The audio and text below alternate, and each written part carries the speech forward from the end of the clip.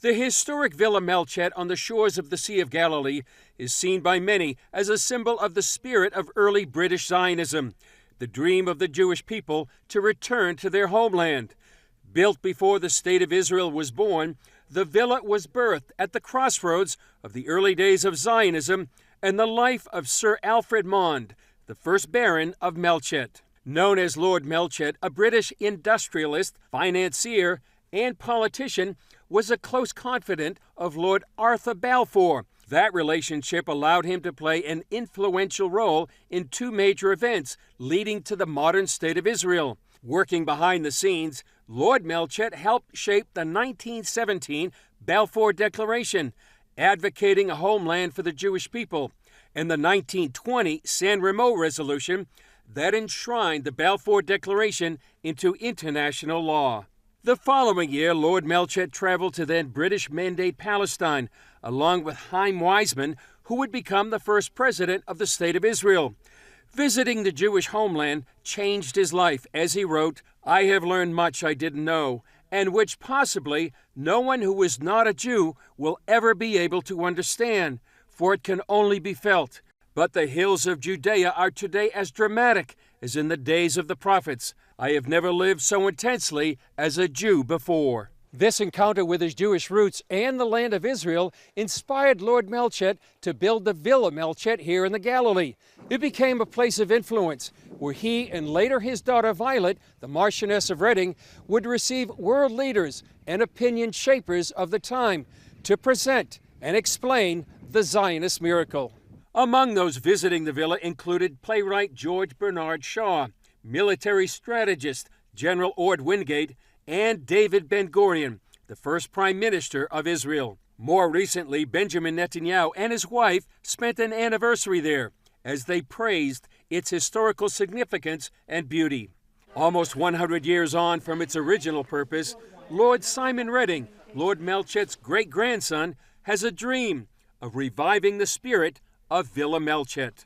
My grandmother lived here for 4 decades, and we want to carry on the baton that she had for 4 decades. It was in the 30s, 40s, 50s and 60s when she used to invite people of influence from around the world here, and we want to do the same from now on. An example of carrying on the baton took place at this dinner event hosted by Lord Reading that included leaders from Passages, a U.S. ministry introducing young Christians to Israel, along with representatives of the World Jewish Congress. So the future of this place is that I would like to carry on with my wife the baton which my grandmother had for 40 years of bringing people of influence and politicians and diplomats and ambassadors here to talk privately to people.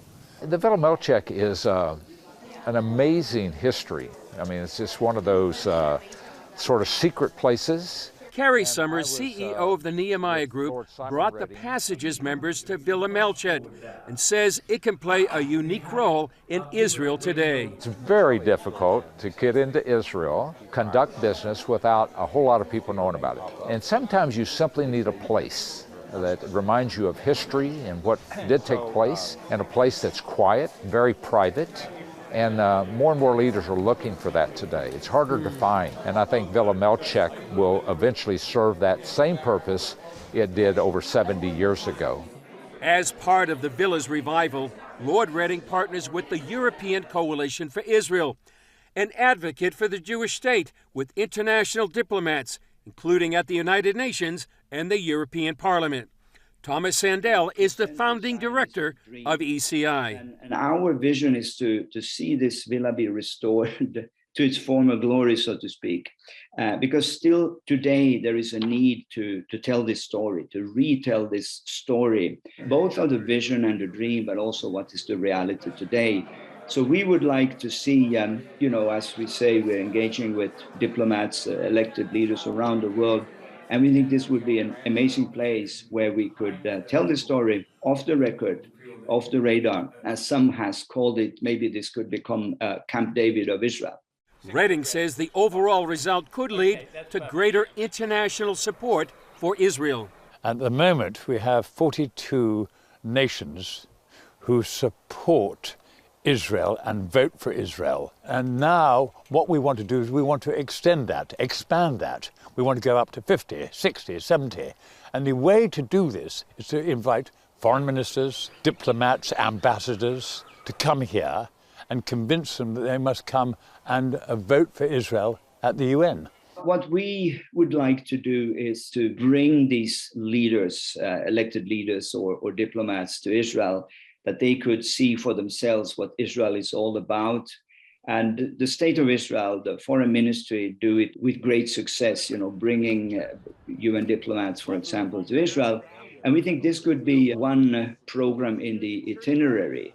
And especially for, say, African ambassadors, where faith is so important in everything they do. I know this will resonate very well with them to understand that the Jewish state didn't just happen. It came about because of godly men and women, Jewish and Christians alike, that they had this dream, they had this vision, which was grounded in the Hebrew Bible. Much has changed since the time of Lord Melchett.